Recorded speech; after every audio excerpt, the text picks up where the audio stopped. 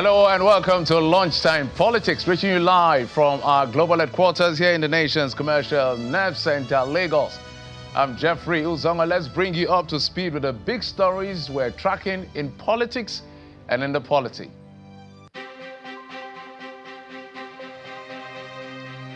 Osun State Governor Senator Adeleke alleges that his predecessor is conniving with state institutions to install APC-led local government chairman following a Court of Appeal judgment to destabilize the state.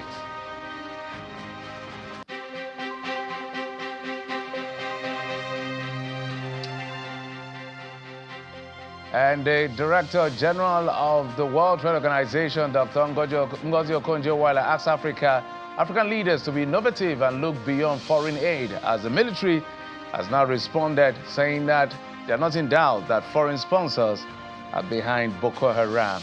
But clarity is still required.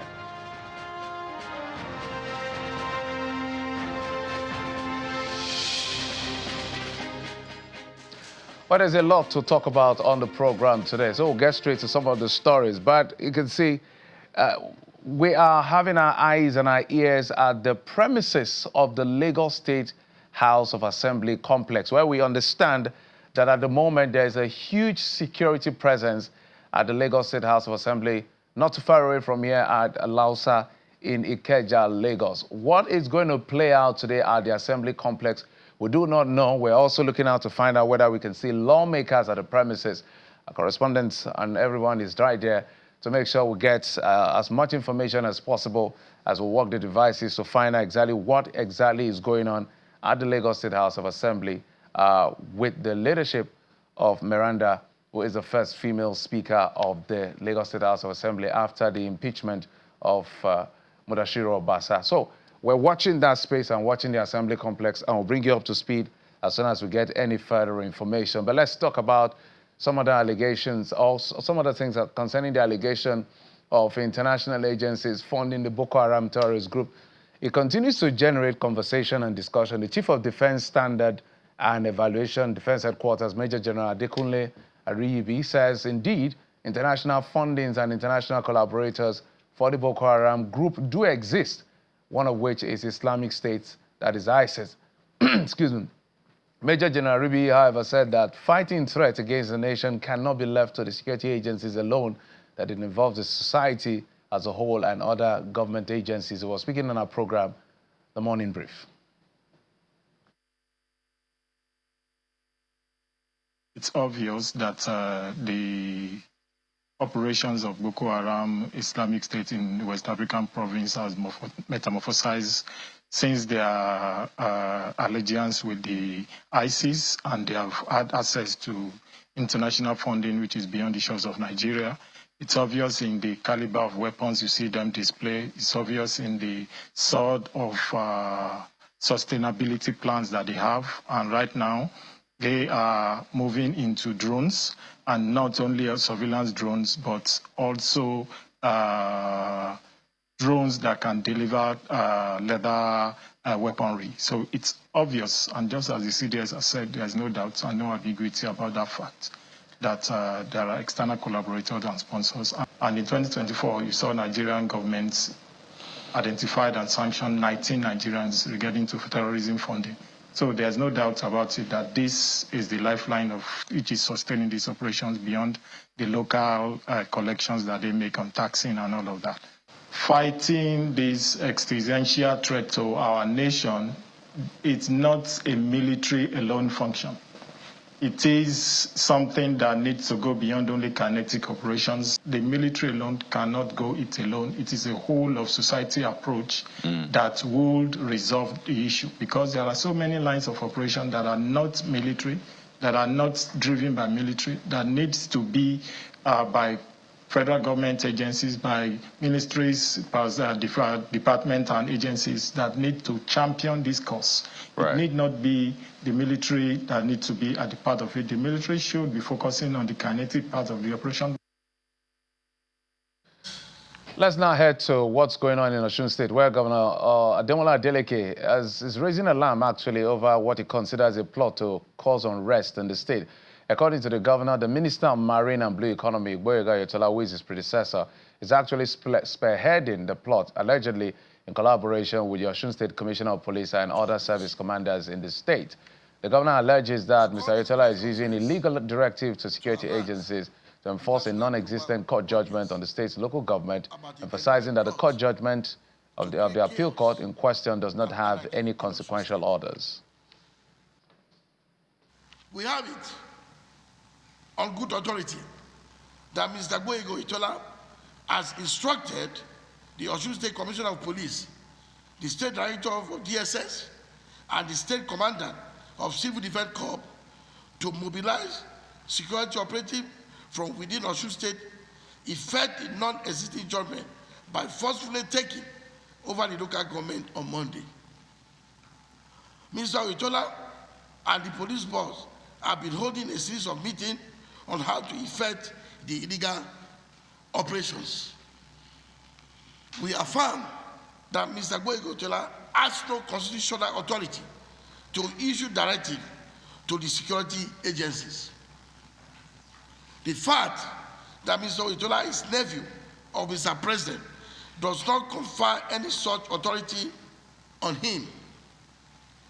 We see this as a gross betrayal of trust reposed in the Osun State security officers by the Constitution of the Federal Republic of Nigeria. I want to state that the current nefarious activities of Mr. Oyetola and bosses of Osun Security Agency constitute great incitement. By instructing the Inspector General of Police, the Director General of DSS, the Commandant General of Civil Defense, Corps not to obey an illegal order from his nephew, Mr. Gboyega Oyetola. Well, that has been a bone of contention. There's a word of his against his predecessor, Mr. Gboyega Oyetola. But we're being joined on the program by the Commissioner for Information in Osun State, Adeleke, who is joining us via Zoom from Osogbo, as well as Adeleke, who is a former local government, Commissioner for Local Government Affairs, a member of the APC, joining us on the program. Gentlemen, thank you so much for coming on the program. Thank you for having me.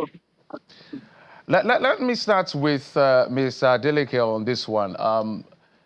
One of the things I read from one of the things that the governor has said before I come to the Honorable Commissioner is the fact that the court judgment, in his view, doesn't have consequential orders and, you know, some of the things that he said. And he's talking about the fact that the APC in the state is trying to cause trouble for his leadership ahead of the elections that are taking place this Saturday. Maybe you can bring us up to speed as to what this is really all about at the end of the day. Thank you very much. The belief or the cry of the Osun State Governor, Governor Adeleke, and the accusation that the Minister for Marine and Blue Economy is causing crisis in Osun State is on the other way around. Governor Adeleke refused to obey the order of the court. And today we are not here for rhetoric. A case was against our party, the APC, on the 10th of February, 2022. The judge then ruled that the election that we conducted in two various local governments was illegal, that we did not follow the normal procedure. So the council chairman and councillors were sacked. It was on the basis of that Governor Adeleke said that those council chairmen and the councillors should leave office because APC is a law-abiding party. We do not want problem in Osun. As you know that we ruled for 4 years under Governor Gboyega Oyetola. There was peace in Osun. So we did not cause any crisis.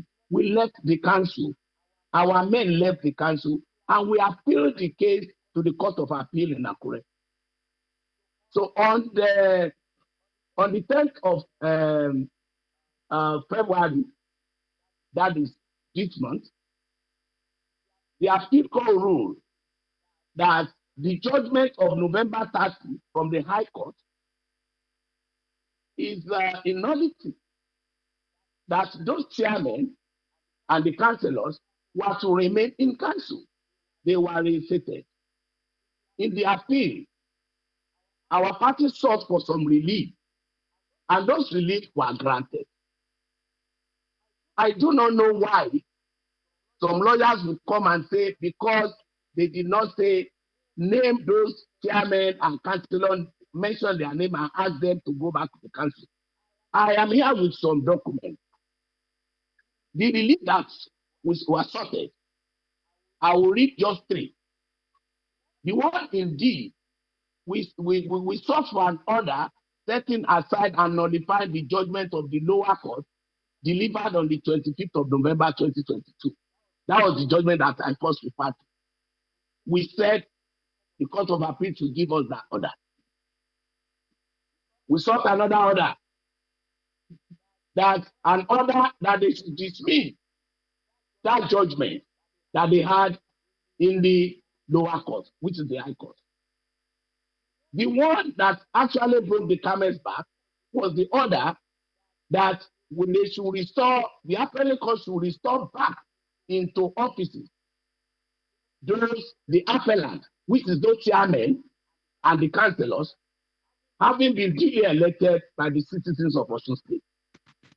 In their judgment, there were three justices of the Court of Appeal. In the lead judgment, the lead judge said, if you can quickly, if you can quickly land on your thoughts, yes. Excuse me? Just quickly land on your thoughts. I can take Mr. Alimi for his response. Yeah, a quick one. The lead judge said, with the resolution of the two issues in favor of the appellant, it follows that this appeal is meritorious and it is accordingly allowed. Meaning that all the relief that we ask for in that court, without removing a single one, is allowed. The second judge also said, I have read the judgment of my learned brother, Abubakar Muazu Lamido, and I agree with the reason and conclusion therein that appeal has merit. I allow the Mr. Adeleke, just my apologies, so that I can also give your brother, your colleague, an opportunity to respond. Mr. Alimi, let me come to you. Two questions in one, but I would like to start on what is the state of things right now, because our eyes and our ears are on Osun State, just like it's on Lagos. Local government areas, are there tension? Are there places that are having issues? Are by the court judgment, based on what the APC is asking for, are there men trying to come to the local government HQs to take over? What exactly? Give us a picture of what's playing out in Osun State at the moment. That's for Mr. Alimi. Before you take your response to Mr. Adeleke. Okay. Is that for me? No, that's for Mr. Kolakpa Alimi. Okay. The Commissioner for Information.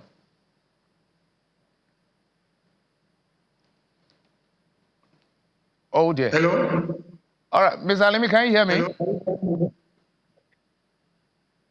Oh dear. Hello. All right, we'll take a quick break. When we come back, let's sort out a few of these things, because there's a lot going on in the polity. So we want to get all sides. That's why we brought the two gentlemen to represent all sides in the conversation. He's made his case. I'm talking about Mr. Adeleke for the APC. I want to hear from the commissioner as well as what's going on in Osun State as we speak. Join us again.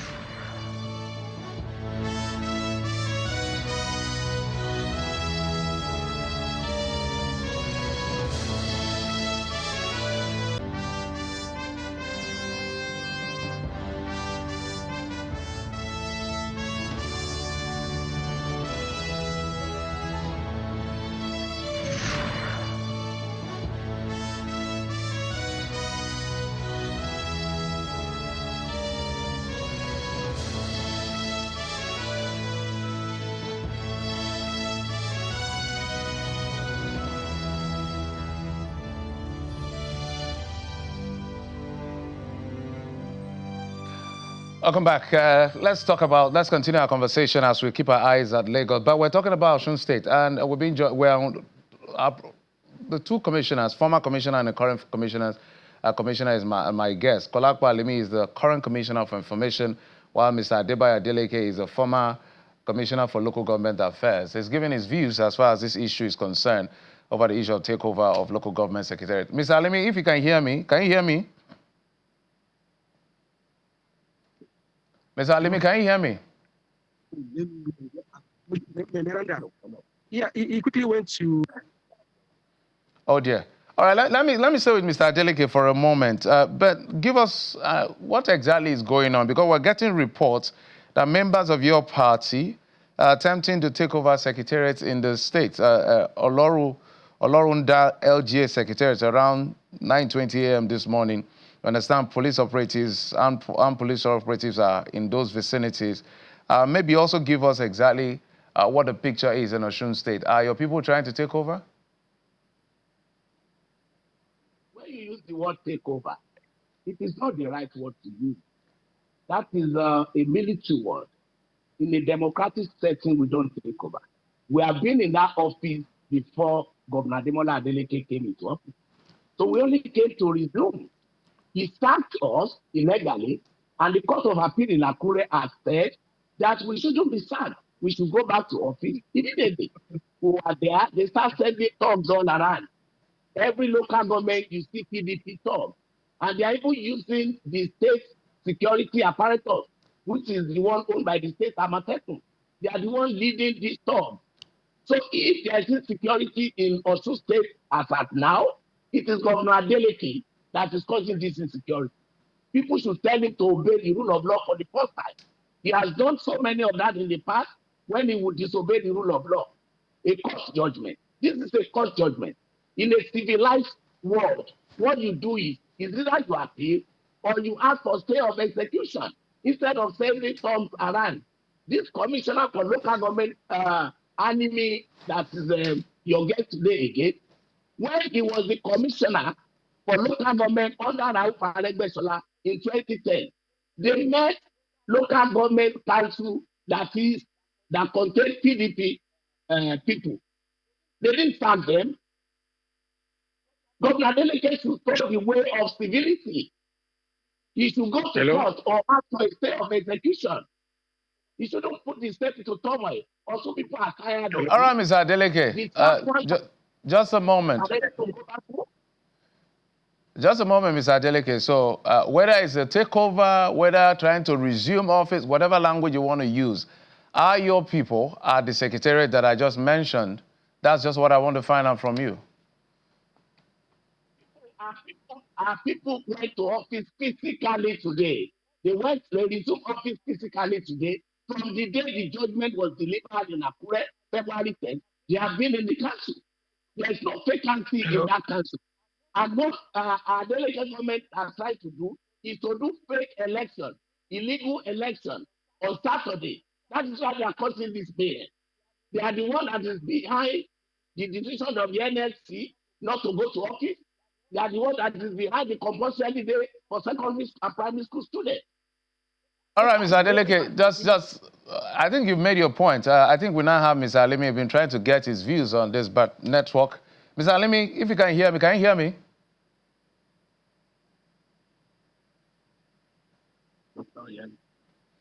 Mr. Alimi, can you hear me? Oh dear. So for a moment, as soon as we get Mr. Kolakpa Alimi, who is the Commissioner for Information in Osun State, we'll be able to know exactly what the position of government is, which is quite critical in all of this, because Mr. Adeleke Adebayo, former commissioner in the state, has also raised some allegations. Mr. Adeleke, before I come back to you, let me touch base with our correspondent who is at Alausa here in Lagos on what is going on at the Lagos State House of Assembly complex, where we understand that there is heavy presence of security blocking entrances or trying to just maintain some order around the area. Emmanuel Ezekiel, our correspondent, is standing by. Mr. Emmanuel, maybe you bring us up to speed as to what you're seeing and what you're hearing at the premises of the State Assembly.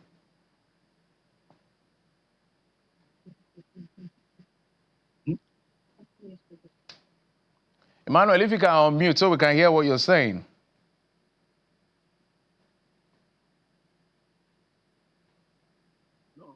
Okay, you can hear me now? Emmanuel, go ahead. We can hear you, Mr. Emmanuel.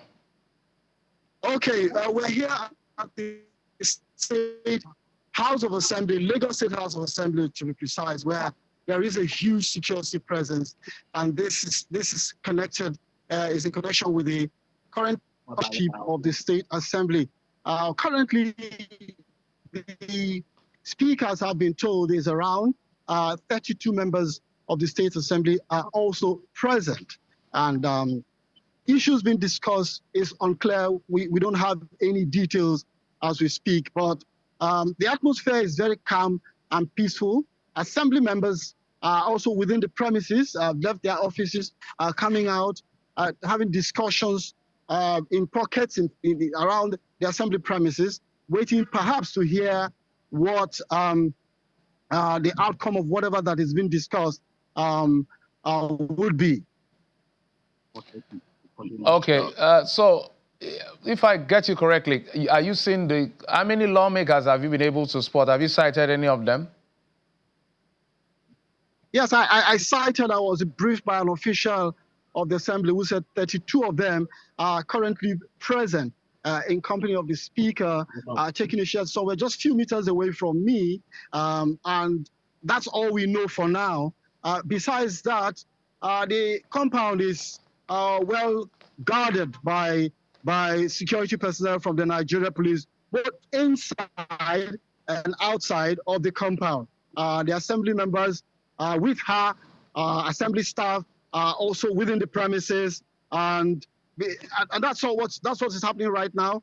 We wait to hear details as to what is really happening, what has led to the emergency security presence here at the Lagos State House of Assembly. An official also informed me that right now the leadership is intact. There is no other issue that he can tell me at the moment. Okay. Emmanuel Ezekiel, our correspondent, keeping eyes on the Lagos State House of Assembly complex in Alausa, given what is developing. We saw security presence, so we wanted to find out what exactly is happening. Emmanuel, thank you for your reporting. Let's head back to Osun State.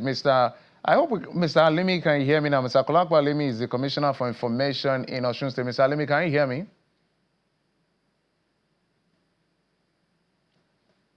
Oh dear. All right, let's wind down, Mr. Adeleke. If you are heading into the premises of the secretariat of the different local governments in the state, as we speak, based on that court judgment from the Court of Appeal, and you're not being allowed, for whatever reason that we're discussing this, what other options are you left with?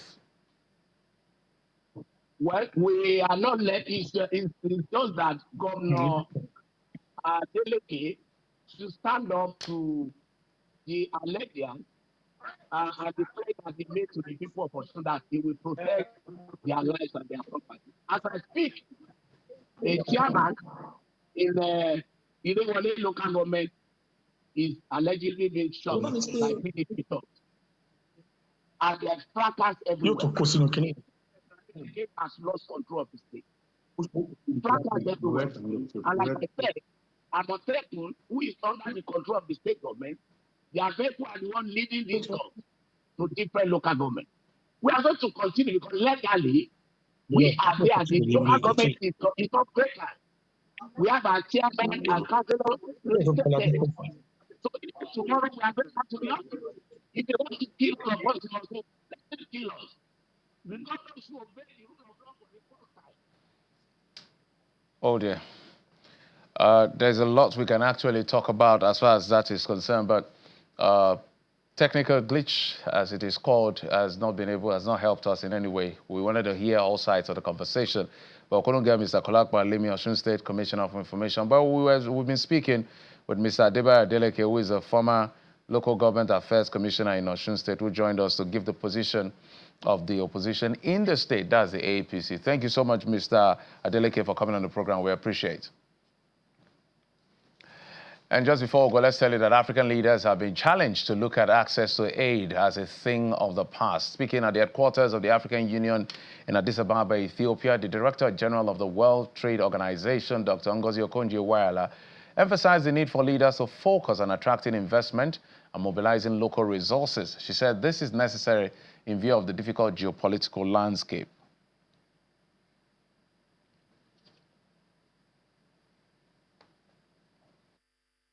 Access to aid, I think we can begin to think of it as a thing of the past. We really have to focus on two things: attracting investment and mobilizing our own domestic resources. And I think that is a theme that is running through almost all the meetings here at the AU. I think African leaders are recognizing that this is a challenge, but we can also see it as an opportunity. And again, I'm glad to say that it's emerging that, look, this could be looked at as an opportunity. This morning, we had a session with the Multilateral Development Bank Association of Africa itself, along with President Mahama. One of the things we talked about is how do we better mobilize our own resources on the continent to invest in ourselves. I pointed out that we have about $250 billion worth of pension funds resources on the continent, which we need to find a way to tap. First, the pension funds need to look at their regulations to see how they change it so that they can invest more on the continent rather than investing more outside. And pension funds from South Africa is the biggest, but you have South Africa, Nigeria, Kenya, Morocco, Botswana, Namibia, so many countries. When you start totaling the resources, it's huge, hugely significant. 250 billion is the estimate that I have. We have these multilateral development banks. We need to capitalize them better. Capitalize them properly so that their balance sheet can expand. They have a combined balance sheet now of about 70 billion. That's it on the program. Eyes, ears on the Assembly in Lagos and in Osun State for what's developing there. Will bring you up to speed in our subsequent programs and bulletin right here on Channels Television. So stay with us. I'm Jeffrey Uzama. Thank you for your time and company. You've been watching Lunchtime Politics and you've been served.